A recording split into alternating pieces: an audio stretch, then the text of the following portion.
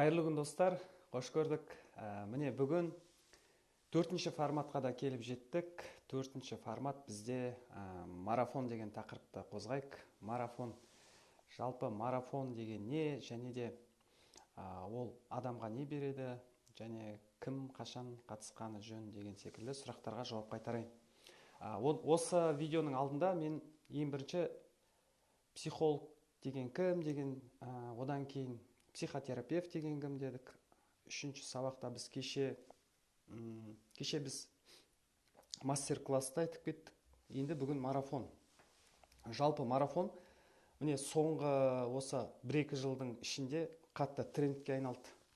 Қазір көпшілігі марафон жүргізеді. Марафон өте пайдалы форматтағы білім десек болады. Жалпы марафон деген не дейтін болсақ, марафонның ұғымын бәріміз білеміз де, оны спорттан алған.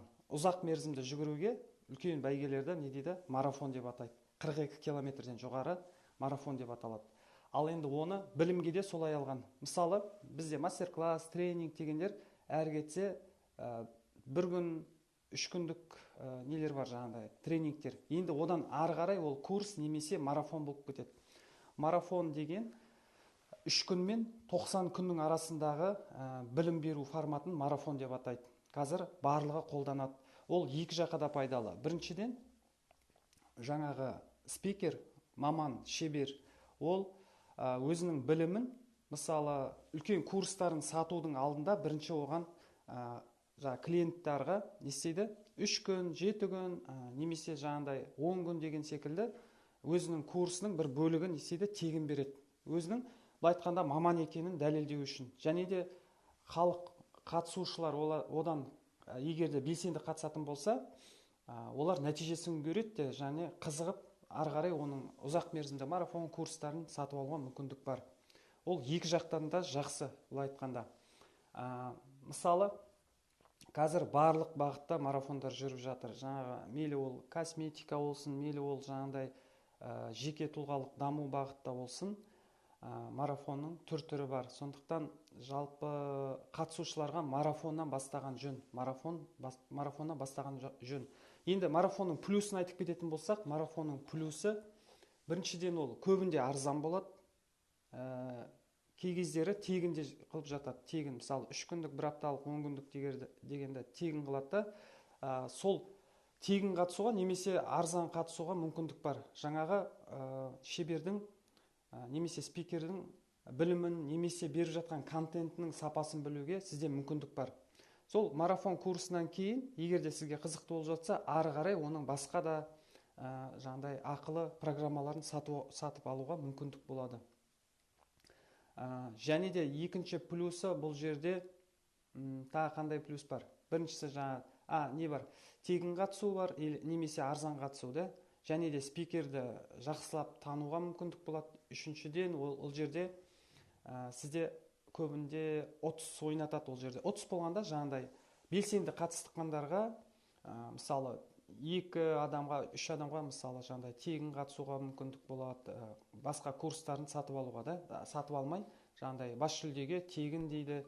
Екінші орынға мысалы 50% жеңілдік, үшінші орынға 30% жеңілдік деген секілді. Сондай жаңағыдай жеңілдіктер адамға береді. Егер де белсенді қатысатын болсаңыз, ақылы, қымбат курстарын солай ұтып алсаңыз болады. Сол марафондарға қатысу арқылы. Сондықтан марафон қазіргі таңда өте керемет формат. Сондықтан осындай марафондардан бастаған жөн, қатысып, көріп. Және де бұл жерде бір жақсы топпен қатысасыңыз, көп адамдар қатысады бірден. Сосын бұл жерде не болады? Қызығушылық болады. Және де ол жерде жаңағыдай қиын емес, ең тиімді, оңай құралдарды береді. Адамға қызықты болу үшін. Себебі егер де ауыр форматтағы жаңағыдай білімді беретін болса, қиын адамдар не істейді? Ондайға үйренбеген, сосын олар көбі до конца бара алмайды, соңына дейін бара алмайды. Сондықтан марафонда тиімді, қызықты, жақсы жаттығулармен бөліседі. Сондықтан марафонға қатысыңдар. Және де хабарлама айтып кетейін, бізде бұйырса 16 желтоқсанда 7 күндік тегін марафонда жүргізейін деп жатырық. Қазірден тіркеле берсеңіз болады. Сториске бұйырса біздің тіркелу телефонын тастап кетемін. және де және де бізде міне 20 жыл басталайын деп жатыр. 19 жылдың аяғына келдік, 20 жыл басталады. Алла бұйыртса, міне аз ғана уақыт қалды. Енді осы тұста мен 2014 жыл жақсы жүйеге түстім.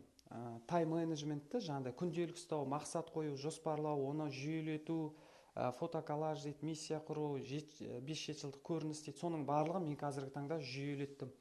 Егер де сізге қызықты болса, 23-інде сол тайм менеджмент тақырыбында біз 7 күндік жаңағыдай марафон өткізейін деп жатырық. 7 күндік, ол енді ақылы болады.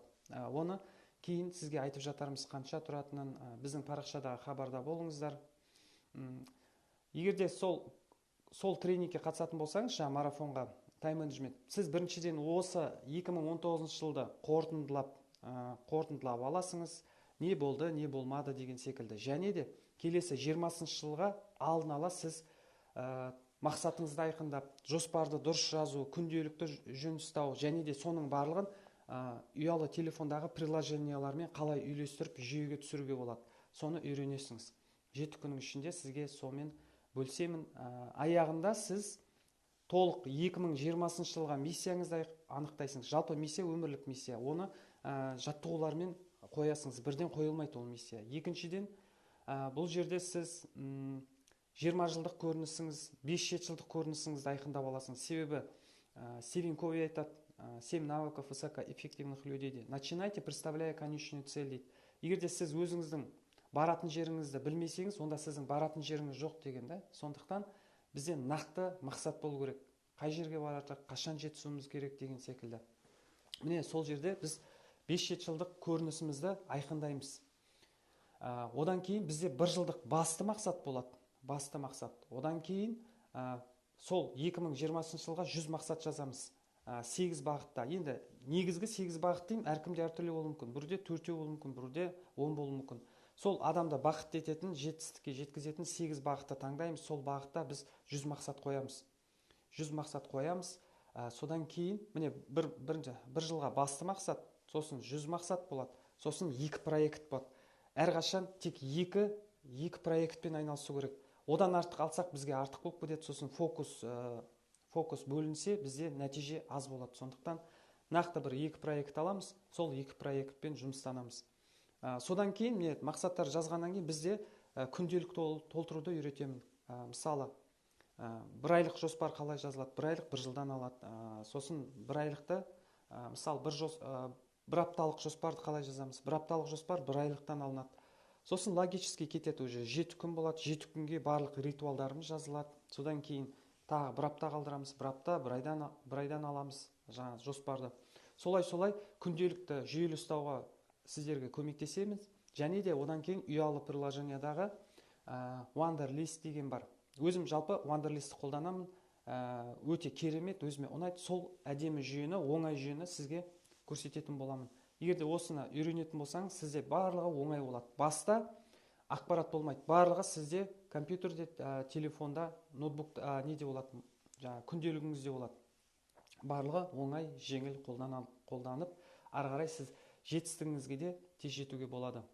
Сондықтан достар, мен қазір осында телефонда қалдырамын. Телефонға тіркеле берсеңіздер де болады. Көріскенше, келесі бізде формат, тренинг форматын түсіндіріп кететін боламын. 5-ші тақырыпта тренинг деген не тақырыбын түсіндіретін боламын. Көріскенше достар.